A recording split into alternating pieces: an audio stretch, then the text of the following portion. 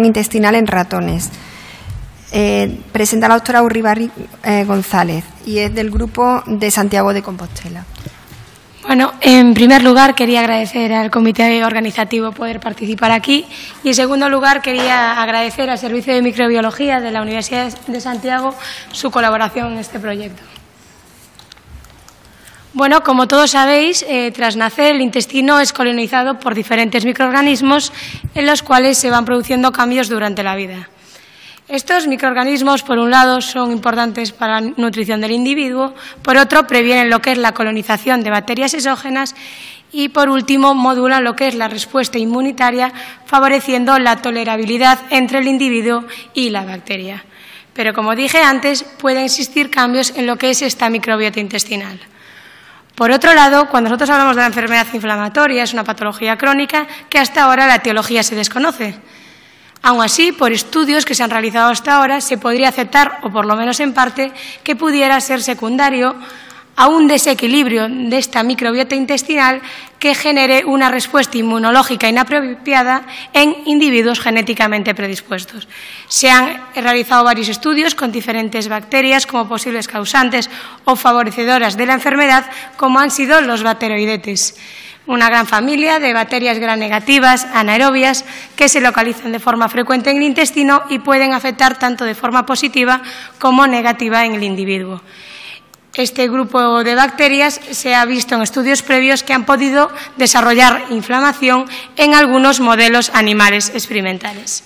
Por tanto, dada la evidencia actual sobre el papel de la microbiota intestinal dentro de la enfermedad inflamatoria, nosotros, a partir de un método molecular, debido a la dificultad de estudiar la gran cantidad de bacterias del tracto gastrointestinal con métodos como el cultivo, para detectar y evaluar la influencia de diferentes genotipos de bacteroidetes en la actividad de pacientes con enfermedad de Crohn y, como objetivo secundario, evaluar el efecto de las bacterias aisladas de pacientes con enfermedad de Crohn en la inflamación intestinal de ratones.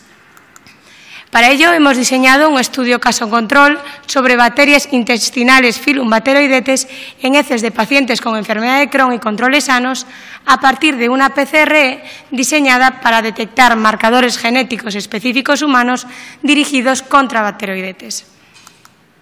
Lo que nosotros estudiamos en la primera parte del estudio fueron a 22 pacientes, 11 de ellos presentaban enfermedad de Crohn, 8 enfermedad activa entendiendo como un CDAI superior a 150, 3 inactiva y, por otro lado, estudiamos a 11 controles sanos. De entre estos pacientes, las muestras que nosotros analizamos fueron sus heces. Una vez obtenido el pool de bacterias de estos pacientes, se inoculó mediante una sonda rectal al nivel del intestino del ratón y se estudiaron 15 ratones. 5 de ellos no se le había hecho una inoculación y los otros 10, a 5 se le inoculó el pool de bacterias de controles sanos y a los otros 5 el pool de bacterias de un paciente con enfermedad de Crohn activa. Lo que nosotros estudiamos fueron las heces intestinales tras sacrificar el animal después de 4 días de haber realizado la inoculación del pool de bacterias. Nosotros lo que realizamos, el proceso que llevamos a cabo, en primer lugar, extrajimos del ADN el fragmento capaz de codificar el 16S ARN ribosomal específico de bacteroidetes, se amplificó mediante una PCR y para llevar a cabo el proceso de clonación se unió a plásmidos, los cuales fueron mezclados posteriormente con bacterias de E. coli comercializadas para, después de conseguir la clonación, se extrajo el fragmento de interés de los plásmidos y se realizó una nueva amplificación. Una vez obtenido el fragmento de interés, mediante estos 4 tipos de enzimas que digerían en el punto donde encontraban mutaciones, obtuvimos lo que son los polimorfismos de longitud de fragmentos de restricción, que una vez secuencializados obtuvimos 6 genotipos que hasta ahora desconocíamos. Llamamos N1 a este genotipo porque luego se encontró en controles sanos y de C1 a C5 porque luego los vimos en pacientes con enfermedad de Crohn. Los datos fueron dados en porcentajes y lo que nosotros observamos es que si nosotros hablábamos de controles sanos y pacientes que se encontraban en fase de remisión de enfermedad de Crohn, el único genotipo que se visualizaba era el N1. No ocurriendo lo mismo que si el paciente presentaba una enfermedad activa donde aparecían otros genotipos. Por tanto, estudiamos lo que era el subgrupo de pacientes con enfermedad de Crohn. Como podéis ver aquí, si el paciente no presentaba actividad, el único genotipo que aparecía era el genotipo N1. Pero si presentaba actividad, el genotipo N1 solo estaba en el 28%, jugando un papel importante en lo que era el genotipo C4, solo o unido al genotipo C1. Por tanto, existía diferencia en los genotipos si el paciente presentaba inflamación o no presentaba inflamación dentro de la enfermedad de Crohn. Pero, ¿qué ocurría si nosotros inoculábamos este pool de bacterias a nivel del intestino del ratón? Bueno, pues analizamos primero lo que eran ratones sanos sin realizar una inoculación del pool de bacterias y veíamos que los genotipos que aparecían eran el genotipo N1 y el genotipo C1. Si nosotros inoculábamos el pool de bacterias de un control sano, donde solo estaba presente el genotipo N1, tras 4 días al analizar las heces del ratón también aparecía solo el genotipo N1. Pero si nosotros inoculábamos el pool de bacterias de un paciente con enfermedad de Crohn activa, donde estaba presente el genotipo N1 y el genotipo C4, al analizar las muestras del ratón, también aparecían lo que era el genotipo N1 y el genotipo C4. Esto nosotros también lo vimos reflejados al hacer el corte histológico del intestino del ratón.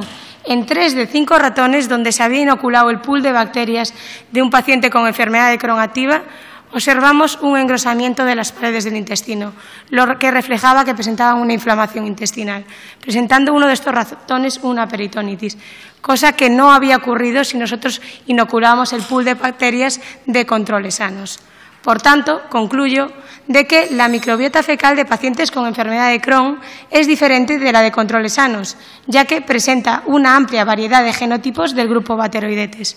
El genotipo C4 por sí mismo o junto con el genotipo C1 parece estar íntimamente relacionado con la actividad de la enfermedad. Y estos resultados nosotros lo vimos confirmados posteriormente en ratones trasplantados. Muchas gracias.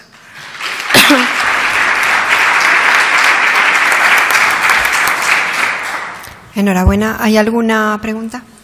El doctor Hinojosa. Bueno, enhorabuena. La verdad es que muy bien. Bueno, por eso os dieron el premio. No, una cosa. ¿Habéis visto si hay diferencias en los genotipos entre los diferentes fenotipos de pacientes con enfermedad de Crohn? Un Crohn ileal, un Crohn cólico, ileocólico, tiene, si lo habéis analizado, a lo mejor no lo habéis analizado, tiene genotipos diferentes de bacteroidetes. La verdad que esta es la primera parte del estudio que estamos haciendo. Lo estamos analizando ahora la segunda parte porque estamos analizando lo que son biopsias y ahí sí que estamos localizando la enfermedad, tanto en enfermedad de Crohn como colitis ulcerosa. Pero en este estudio, la mayor parte de los pacientes que tenían enfermedad de Crohn, la enfermedad la tenían localizada a nivel del ilion, pero no especificamos según la localización. Y entre los distintos fenotipos de la enfermedad, ¿habéis analizado o vais a analizar también si existen diferencias entre los distintos fenotipos? Si es una enfermedad estenosante o luminal o... Tampoco en esta parte porque, ya digo, es un estudio preliminar que ahora lo estamos, al ver estos resultados lo queremos corroborar con la segunda parte del estudio. La verdad que la mayor parte de estos pacientes con enfermedad de Crohn tenían un patrón inflamatorio únicamente, pero sí que es verdad que ahora es necesario verlo en la segunda parte. Muy interesante. ¿Alguna pregunta más? Bueno, pues pasamos entonces a la